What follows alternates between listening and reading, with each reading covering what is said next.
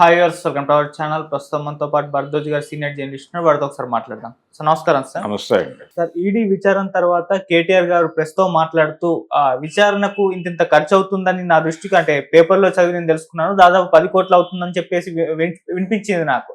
ఇంతంత ఖర్చు పెట్టి విచారణ చేయడం ఎందుకు? ఇదే ఖర్చుని ఏదైనా ప్రజా సంక్షేమం కోసం వాడుకోవచ్చు కదా.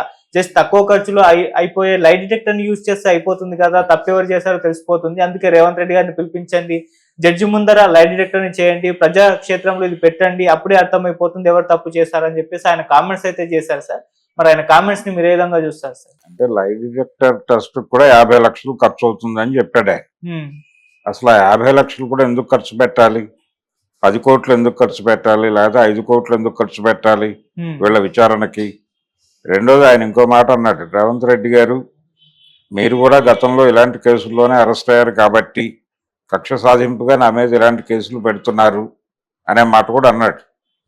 అయితే ఇక్కడ చూడాల్సింది ఏంటంటే రేవంత్ రెడ్డి అయినా, కేటీఆర్ అయినా, మరొకరైనా, చంద్రబాబు నాయుడు గారు అరెస్ట్ అయినా, లేకపోతే జగన్మోహన్ రెడ్డి గారు అరెస్ట్ అయినా, రాజకీయ పరమైనటువంటి అవినీతి కేసుల్లో అరెస్టులు అవుతున్నారు వీళ్ళందరూ.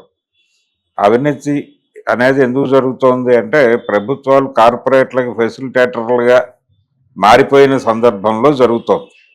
కేటీఆర్ గారు చాలా స్పష్టంగా ఒక మాట చెప్పాడు, $82 మిలియన్ లబ్ధి చేకూరింది ఈ కార్ రేస్ ద్వారా అని నెల్సన్ అనేటువంటి ఒక సంస్థ ఇచ్చిన కితాబును కూడా ఆయన సమర్పించి చెప్పాడు, మేము చాలా మేలు చేశాం, మీరు అనవసరంగా ఏదో చెడు చేశామని ఎస్టాబ్లిష్ చేసే ప్రయత్నం చేస్తున్నారు, అది మానుకోండి అని. ఎవరైనా చేసేది అదే, పెట్టుబడులు కావాలి, పరిశ్రమలు రావాలి, ఉపాధి అవకాశాలు పెరగాలి, ఇదే కదా నినాదం.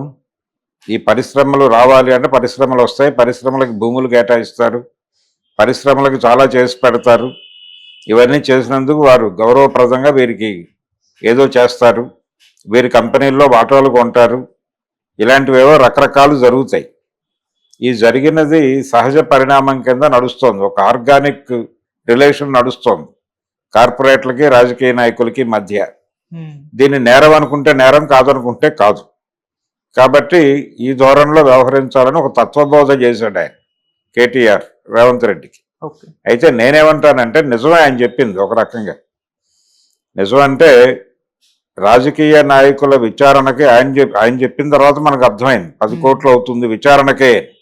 ఎందుకంత ఖర్చు పెట్టాలి? ఇప్పుడు ఒక జేబు దొంగతనం చేస్తున్నాడు అనో, లేకపోతే బ్లాక్లో టికెట్లు అమ్ముతున్నాడనో, లేకపోతే మరొకటో ఏదో ఒక చిన్న నేరం చేసిన వాళ్ళని పట్టుకొస్తారు కదా. ప్రతి లాకప్లోనూ, ప్రతి పోలీస్ స్టేషన్ లాకప్లోనూ 5-6 ఉంటారు. వాళ్ళు నేరం చేశారో లేదో తెలియదు, నేరం చేశారనే ఆరోపణ మీద పట్టుకొచ్చి అక్కడ పెడతారు. అలాగే కేటీఆర్ని కూడా అలాగే పెట్టాలి కదా, అక్కడే అలాంటి లాకప్లోనే పెట్టాలి. వాళ్ళకి ఏం పెడుతున్నారో అదే పెట్టాలి, వాళ్ళ మీద ఎంత ఖర్చు అవుతుందో అంతే ఖర్చు అవ్వాలి. వీళ్ళకి ప్రత్యేకంగా ఎందుకు ఖర్చు పెట్టాలి? వీళ్ళు విచారణకి ప్రత్యేకమైన గదులు, ఎయిర్ కండిషన్డ్ గదులు, వీళ్ళందరికీ అకామిడేషన్లు, వీళ్ళందరి మీద ఎందుకు ఖర్చు పెట్టాలి? వీళ్ళందరినీ ప్రత్యేకంగా చూడబట్టి కదా ఈ ఖర్చు. వీళ్ళు చేసింది నేరమే, వాళ్ళు చేసింది నేరమే. ఒక జేబు దొంగకి రాజకీయ దొంగకి తేడా ఎందుకు చూడాలి? వివక్ష ఏమిటి ఇక్కడ? అన్ని రకాల వివక్షలు తొలగించడం కదా ప్రజాస్వామిక స్ఫూర్తి అంటే. కాబట్టి రాజకీయ దొంగలకి, జేబు దొంగకి ఏ గౌరవం ఇస్తారో పోలీసులు అదే గౌరవం ఇవ్వాలి ఖచ్చితంగా. అది రేవంత్ రెడ్డి అయినా, చంద్రబాబు నాయుడు అయినా, జగన్మోహన్ రెడ్డి అయినా, ఇంకో రెడ్డి అయినా, ఇంకొక రావైనా, లేకపోతే ఇంకెవరైనా సరే అంతకు మించి ఇవ్వకూడదు. సేమ్ లాకప్లో వాళ్ళకి ఏ భోజనం పెడుతున్నారో అదే భోజనం పెట్టాలి వీళ్ళకి కూడా. అప్పుడు వీళ్ళకి ప్రపంచం అర్థమవుతుంది, అప్పుడు వీళ్ళు సక్రమమైన పరిపాలన అందించడానికి అవకాశం ఏర్పడుతుంది. అలాంటి ఒక స్పిరిట్ని కన్వే చేసే ప్రయత్నం చేశాడు కేటీఆర్. కాబట్టి కేటీఆర్ వాక్యాలను గౌరవప్రదంగా స్వీకరించి ప్రజా సంఘాలన్నీ కూడా డిమాండ్ చేయాలి, దయచేసి రాజకీయ నాయకుల మీద ఇంతంత ఖర్చు పెట్టద్దు. 10 కోట్లు ఖర్చా విచారణకి? ఏమిటది? ఆయనే చెప్పినట్టుగా ప్రజా సంక్షేమానికి వాడచ్చు ఆ డబ్బులు. కాబట్టి ఏ రాజకీయ నాయకుడి మీదైనా ఏదైనా ఆరోపణ వచ్చినప్పుడు స్ట్రైట్ అవే మీరు ఒక నేరారోపణ వచ్చినటువంటి దొంగలని ఎలా ట్రీట్ చేస్తున్నారో అదే పద్ధతిలో వీళ్ళని కూడా తీసుకెళ్ళి అదే లాకప్లో పెట్టి అదే లాకప్లో, అంటే లాకప్కు సిద్ధాంతం ఉంది. లాకప్లో 24 గంటలు మాత్రమే ఉంచగలను. ఈ లోపు వాళ్ళ మీద ఒక ఎఫ్ఐఆర్ రెడీ చేసి తీసుకెళ్లి కోర్టులో సబ్మిట్ చేయాలి. కోర్టు రిమాండ్కి పంపించేస్తుంది. ఆ తర్వాత ఛార్జ్ షీట్ వేసుకోవాలి. కానీ ఇక్కడ ఏం జరుగుతుందంటే నెలలు ఉంచేస్తారు లాకప్పుల్లో. ఆ సఫరింగ్స్ వీళ్ళకి తెలియదు రాజకీయ నాయకులకి. వీళ్ళ కుర్చీల్లో కూర్చుని సగం ప్రపంచం తెలియకుండానే పరిపాలన చేస్తారు. అందుకని వీళ్ళకి తెలియాలి. అది తెలియాలంటే వీళ్ళని కూడా వాళ్ళలాగానే ట్రీట్ చేయాలి. వీళ్ళు నేరం చేశారు, వాళ్ళు నేరం చేశారు. వాళ్ళకంటే పెద్ద నేరం చేశారు. వీళ్ళ ఇక్కడ చేతులు మారే డబ్బులు కోట్లలో ఉంటుంది. ఒక మాట అన్నాడు కేటీఆర్, ప్రొసీజరల్గా ఏదైనా జరిగితే జరిగి ఉండొచ్చు, ప్రొసీజరల్ ల్యాప్సెస్ ఎక్కడైనా జరిగి 4 డబ్బులు అటు ఇటు స్పిన్ అయి ఉండవచ్చు, అది ఎక్కడైనా జరిగేది. దాని గురించి అదేదో నేరం అన్నట్టుగా ఎస్టాబ్లిష్ చేయొద్దు. ఆ కంపెనీ మీరు లబ్ధిదారులు ఎవరైతే ఉన్నారో వాళ్ళ అకౌంట్లో డబ్బులు ఉన్నాయి, ఇక్కడి నుంచి వెళ్ళినాయి. ఇంత క్లారిటీగా విషయం ఉన్నప్పుడు నేరం జరిగిందని ఎందుకు నా మీద పడి ఏడుస్తున్నారు? మీరు నన్ను నేరగాడిగా నిరూపించడానికి ఎందుకు ఇంత తహదాలు ఆడుతున్నారు అని క్వశ్చన్ చేశాడు.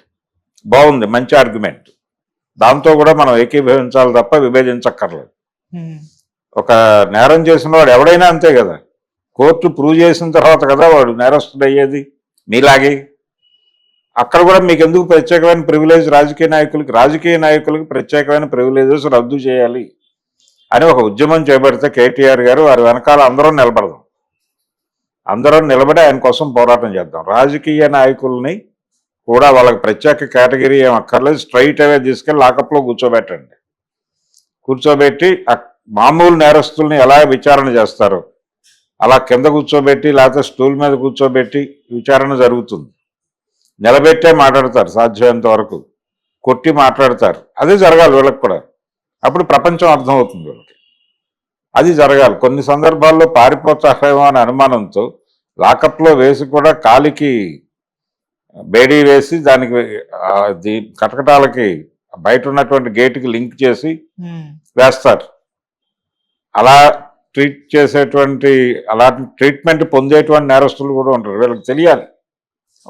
సో రాజకీయ నాయకులకి సాధారణంగా లాకప్పుల్లో ఉన్నటువంటి నేరస్తులకి తేడా చూడకుండా 10 రూపాయల దొంగతనమైనా 10 కోట్ల దొంగతనమైనా ఒకే విధమైనటువంటి ట్రీట్మెంట్ ఇవ్వగలిగితే 10 కోట్ల దొంగకి ప్రివిలేజ్ ఏమిటి, 100 కోట్ల దొంగకి ప్రివిలేజ్ ఏమిటి, 1000 కోట్ల దొంగకి ప్రివిలేజెస్ ఎందుకు ఇస్తున్నారు మీరు? ఈ వివక్ష ఏమిటి?